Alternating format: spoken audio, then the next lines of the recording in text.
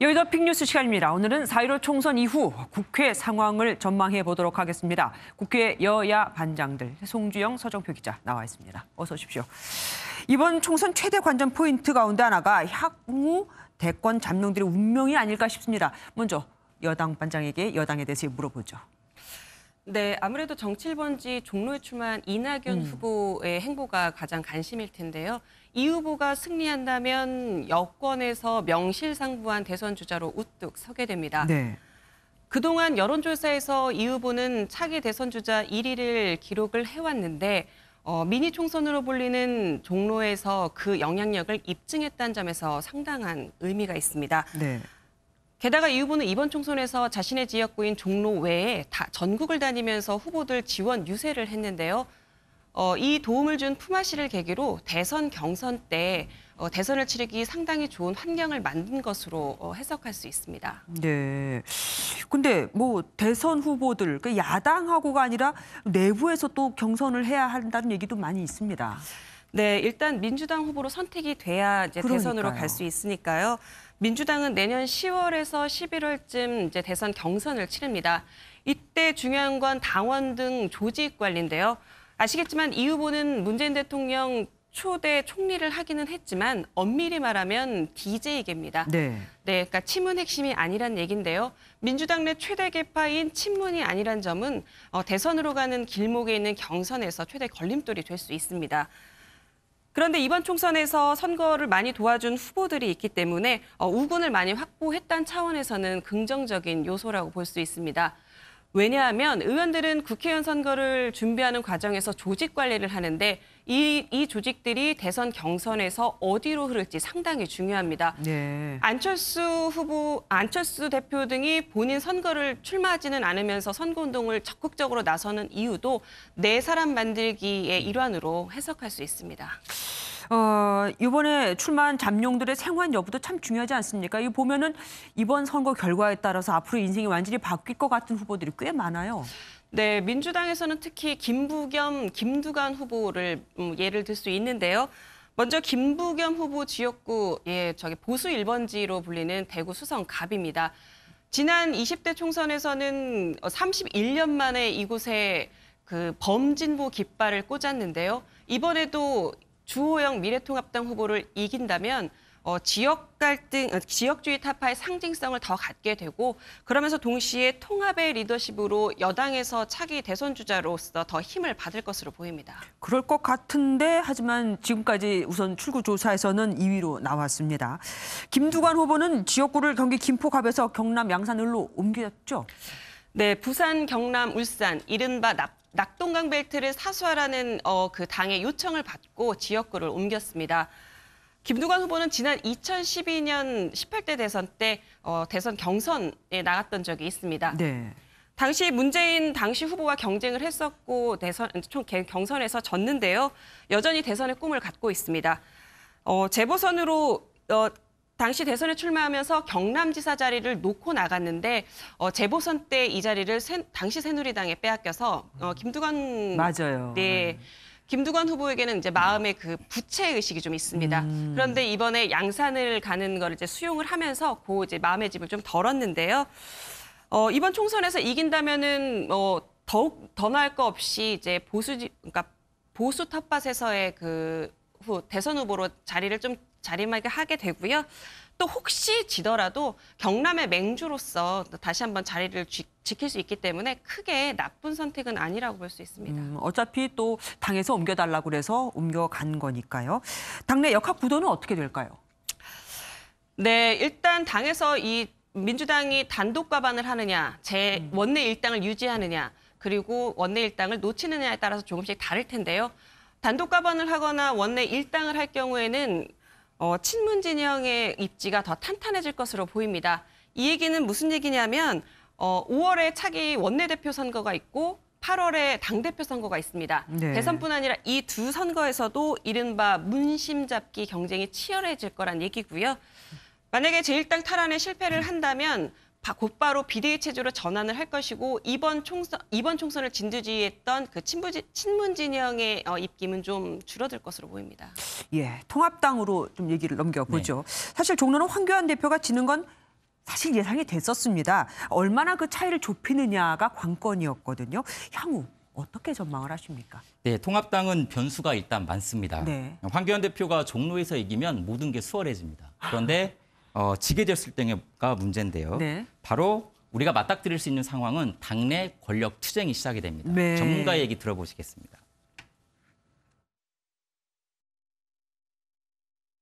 그러니까 홍준표, 오세훈 이런 대선 후보군들이 살아 돌아오면 대선을 향한 자신들의 당내 기반을 마련하기 위한 당내의 권력 투쟁이 심해질 겁니다. 무슨 말씀이냐면 황교안 대표의 임기가 올해 말까지거든요. 지금 현재 통합당의 당원 당규를 보면 대선에 나가는 후보는 대선 1년 6개월 전에 이 당직을 내려놔야 합니다.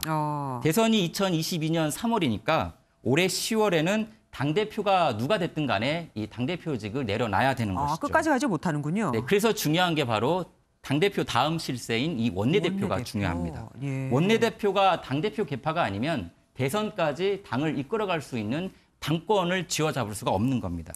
그러면은 총선 후에 원내대표를 누구를 앉히느냐 이게 굉장히 중요해지겠네요. 네, 맞습니다. 그래서 차기 통합당의 당대표는 이 당원 당규 1년 6개월 조항을 삭제하려는 시도를 할 수 있다. 이게 전문가들의 분석입니다. 네. 그걸 없애면 이 대선까지 당대표를 계속 유지하면서 이 당권을 잡을 수 있기 때문인데 지금 현재 이게 중요한 이유가 뭐냐면요. 홍준표 전 대표나 오세훈 전 시장 그리고 유승민 의원 등 우리가 소위 얘기하는 이 야권의 대권 후보들의 이 정치적 기반이 당내 기반이 과거처럼 그렇게 세지가 않습니다. 따라서 당권 장악도 하면서 대권까지 장악을 하기 위해서는 이 족쇄와 같은 1년 6개월 이 봉쇄 규정을 없애려는 시도를 제일 먼저 총선이 끝나면 할 수 있다는 것이죠. 예, 김종인 위원장 역할이 굉장히 컸다고 사실 볼 수가 있습니다. 그런데 오늘 이후로 나서지 않겠다 그러면서 나갔어요. 네, 그렇습니다. 김종인 위원장의 향후 행보도 우리가 지켜봐야 되는데요. 일단 오늘 투표를 마친 김종인 위원장은 본인의 나의 역할은 이미 끝났다 이렇게 얘기를 했거든요. 일단 들어보시겠습니다. 나는 이제 어저께로서 내 임무는 다 끝났으니까 더 이상 그런 공식적인 자리에는 내 안 나타나려고 그랬고. 네, 말은 이렇게 해도 사실상 대안이 없다는 게 문제거든요. 이 황교안 대표가 이번 총선에 책임을 지고 물러난다면 김종인 위원장이 이 비대위 체제를 맡으면서 대표를 할 수가 있어요. 그러면 당장 정기국회 9월 전에 조기 전당대회를 꾸릴 수 있고요. 네. 이 조기 전당대회를 통해서 본인이 당권을 잡은 당 대표가 되고 그런 다음에 향후 범보수의 대선 후보를 본인이 만드는 킹메이커 역할을 할 수도 있습니다. 예. 실제 당내 사정에 밝은 한 중진 의원은 저에게 김종인 비대위 체제를 우리가 무시해서는 안 된다 이렇게 얘기를 하기도 했거든요. 지켜봐야 할 대목이고요. 그다음에 우리가 또 하나 눈여겨봐야 할 부분은 이번 선거에서 불출마 선언을 하면서 조력자 역할을 한 바로 국민의당 안철수 대표와 유승민 통합당 의원입니다. 네네네. 철저하게 불출마 선언을 하긴 했지만 대권에 유력한 후보지 않습니까? 네네. 특히 안철수 대표는 국민의당이 이번 총선에서 예상하는 의석수가 5석에서 7석인데 예상석을 얻거나 또는 그 이상을 확보하게 되면 다시 한번 안철수 파워를 확인할 수 있거든요. 그러면 이 안철수 대표를 중심으로 어떤 새로운 세력이 형성될 가능성도 볼 수 있습니다. 예. 그럼 다시 개표 상황 잠깐 알아보고 대담 이어가도록 하겠습니다. 이번에는 접전이 펼쳐지고 있는 선거구로 가보겠습니다. 먼저 여성 판사 출신 후보들이 붙은 곳이죠. 서울 동작을 선거구로 가보겠습니다. 먼저 이수진 더불어민주당 후보 캠프에 나가 있는 취재기자 연결합니다. 윤기라 기자, 캠프 분위기 좋을 것 같네요. 네, 이수진 후보 선거사무소입니다. 개표 작업이 늦어지면서 아직 개표율이 집계되지는 않고 있습니다. 앞서 MBN 출구조사 결과에선 이 후보가 나 후보를 6.5%포인트 앞선 것으로 나왔는데요. 캠프에선 조사 결과가 발표되자 지지자들이 박수와 함께 계속해서 이수진을 외치는 등 뜨거운 열기를 보였습니다. 동작을 선거구는 이수진 후보와 나경원 후보가 여성이면서 판사 출신이라는 점에서 주목된 곳인데요. 사법개혁을 외치며 초선에 도전한 이수진의 신선함이냐, 5선 도전 나경원의 관록이냐를 두고 유권자가 어떤 선택을 했을지 관심이 쏠립니다. 지금까지 이수진 후보 캠프에서 MBN 뉴스 윤기란입니다. 이번에는 나경원 미래통합당 후보 캠프에 나가 있는 취재기자 연결해 보겠습니다. 김보미 기자, 캠프 분위기 상대적으로 좀 가라앉아 있을 것 같네요. 네, 나경원 후보 선거 사무소에 나와 있습니다. 개표가 시작되면서 이곳 사무소에는 팽팽한 긴장감이 흐르고 있습니다. 조금 전 발표된 출구조사 결과에서 나 후보가 이수진 후보보다 조금 뒤처지자 사무실은 잠시 정막이 흘렀습니다. 나 후보는 현재 모처에서 개표 방송을 보며 결과를 기다리고 있는데 당선 윤곽이 드러나는 오후 10시가 지나야 사무실의 모습을 드러낼 것으로 보입니다. 이곳 서울 동작을은 18대 총선 이후 줄곧 보수 진영이 승기를 꽂은 지역인데요. 4선 중진 의원인 나 후보가 19대 재보궐선거와 20대 총선에서 내리 재선에 성공한 곳이기도 합니다. 사전 투표율이 30.7%로 서울 종로 다음으로 높은 수치를 보였는데 유권자들의 관심이 뜨거운 만큼 투표 결과에도 이목이 쏠리고 있습니다. 지금까지 나경원 후보 선거사무소에서 MBN 뉴스 김봄입니다. 이번에는 부산 진구 갑으로 가보겠습니다. 더불어민주당과 미래통합당 부산 지역 선대위원장을 맡고 있는 김영춘 후보와 서병수 후보가 철한 접전을 벌이고 있는 곳입니다. 현장에 취재기자 연결해 보겠습니다. 김도영 기자, 출구조사 결과가 김영춘 후보가 오차 범위 안에서는 지는 걸로 나왔죠? 네, 저는 지금 부산 진구갑 김영춘 더불어민주당 후보 캠프에 나와 있습니다. MBN 출구조사 결과가 나오자 김영춘 캠프에서는 한때 장탄식과 함께 침묵이 감돌았습니다. MBN 조사에서 김영춘 후보는 서병수 후보에게 오차 범위 안에서 3.6%포인트 뒤지는 것으로 나타났는데요. 지상파 출구조사도 김 후보가 6.1%포인트 차이로 서 후보에게 지는 것으로 나왔습니다. 하지만 사전 투표율이 높았고 오차 범위 내인 만큼 희망의 끈을 놓치지 않고 캠프 관계자들은 차분히 개표 방송을 지켜보고 있습니다. 김영춘 후보는 출구조사 직후 4년 전 총선에서도 출구조사는 졌지만 결국 승리했다며 이번에도 반드시 이길 것이라고 밝혔습니다. 김 후보는 저녁 10시 이후 캠프로 다시 돌아와 개표 결과를 지켜볼 예정입니다. 지금까지 부산 진구갑 김영춘 캠프에서 MBN 뉴스 김도영입니다. 이번에는 부산 진갑 서병수 미래통합당 후보 선거 캠프 연결해 보겠습니다. 안진우 기자 전해 주시죠.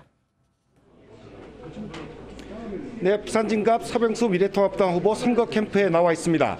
이곳에서도 선거 관계자들과 지지자들이 모여 기대감 속에 개표 방송을 지켜보고 있습니다.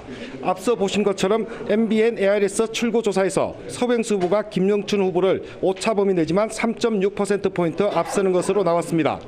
출구조사 결과가 발표되자 이곳에선 박수와 환호성이 터져나왔습니다. 서병수 후보는 정권을 심판하고 부산 경제를 살리겠다며 승리를 자신하고 있습니다. 부산 진갑 선거구는 19대, 20대 총선에서 여야 후보가 3%포인트 남짓의 득표율 차로 승패가 갈렸습니다.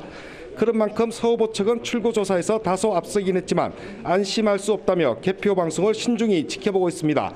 지금까지 부산 진갑 서병수 미래통합당 후보 선거 캠프에서 MBN 뉴스 안진우입니다. 예, 선거 사무소 들어다 봤습니다. 다시 대담 이어가도록 하겠습니다. 두 여야 반장들 이번 총선 과정에서 기억나는 것들 사실 여러 사건들이 있었습니다만 여야 반장들이 특히 기억나는 게 뭔지 궁금합니다. 네, 이번 총선 기간에 개인적으로 설마 했던 게 2번 정도 있는데요. 예. 한 번은 서울 강서갑 금태섭 의원 경선 때입니다. 김 의원은 대표적인 비문인데요. 조국 전 법무부 장관을 비판했고 그리고 공수처에 반대했습니다. 이 기조는 정부 여당과 이 괴리가 좀 있는 걸로 이른바 친문 핵심 진영에게 미운털이 박히는 계기가 되기도 했습니다. 맞아요. 네. 근데 전 아무리 그래도 이제 현역 의원이 강서갑에 온 지 3주 정도밖에 안 된 그 신인 강선우 예비 후보에게 경선에서 질까 했는데 결국 패배했습니다. 하긴 진중권 전 교수는 막대기에 조국 소라고 써놔도 이길 거라고 얘기까지 했었죠. 네. 근데 사실 이 지역은 경선 그 도전자들을 놓고도 이 말 저 말이 좀 많았는데요. 특히 조국 백서 저자인 김남국 후보의 이제 출마 논란이 일면서는 제2의 조국 전선이 형성되기도 했습니다. 민주당 입장에서는 20, 30대 이탈표의 원인이 됐었는데 이제 조국 이슈가 다시 부각이 되자 상당히 난감했던 기억이 납니다. 네. 아까 2가지가 있다고 하셨는데 한 가지 더 뭐가 있습니까? 네, 더불어민주당이 위성정당인 더불어시민당에 합류할 때인데요. 네, 일당 빼앗길 수 있다는 위기 때문이라고 해명은 했지만 미래통합당이 위성정당인 미래한국당을 만들 때 워낙 거세게 비판을 해서 그랬었죠. 예, 그래서 저는 마지막까지 설마 창당할까라고 했었습니다. 미래한국당 창당은 헌법 정신과 개정선거법의 취지를 근본적으로 훼손하고 우리 정당의 근간을 훼절하는 아주 퇴행적인 정치 행위입니다. 결국 창당을 하고 열린민주당과 경쟁까지 하는 구도가 형성이 됐는데요.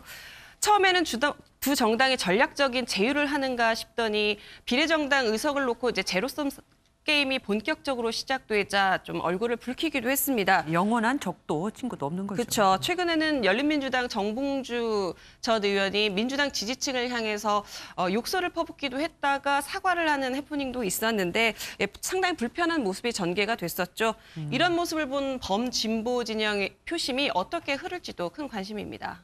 야당 반장, 서정표 네. 반장은 어떤 게 기억에 남습니까? 네, 저도 두 가지 장면이 기억에 남는데요. 먼저 첫 번째 장면은 지난 2월 7일로 돌아가 보겠습니다. 당시 황교안 대표가 뒤늦게 종로 출마를 선언을 했거든요. 그랬었죠. 그때가 금요일이었어요. 기자들도 상당히 예측을 못한 상황이었는데 당시 출마 선언이 너무 늦은 거 아니냐 이런 분석도 있었거든요. 어찌됐든 간에 그 시점은 뭐 차치하더라도 그 선언 자체가 본격적인 어떤 총선의 미니 대선 구도가 만들어지는 큰 그림이 됐고요.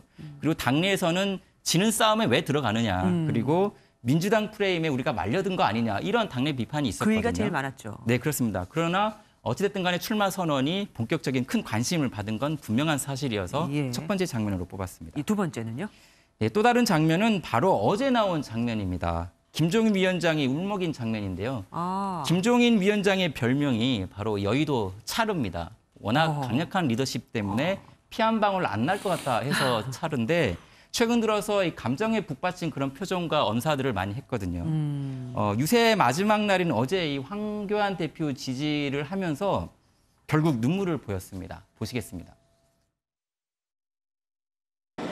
왜 내가 이 선거에 뛰어들었느냐?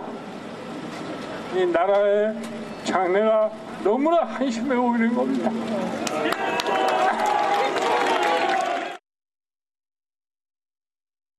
그래서 오늘 선거에 어떤 영향을 미쳤을지도 관심입니다. 네, 지금까지 여의도 빅뉴스였습니다. 감사합니다.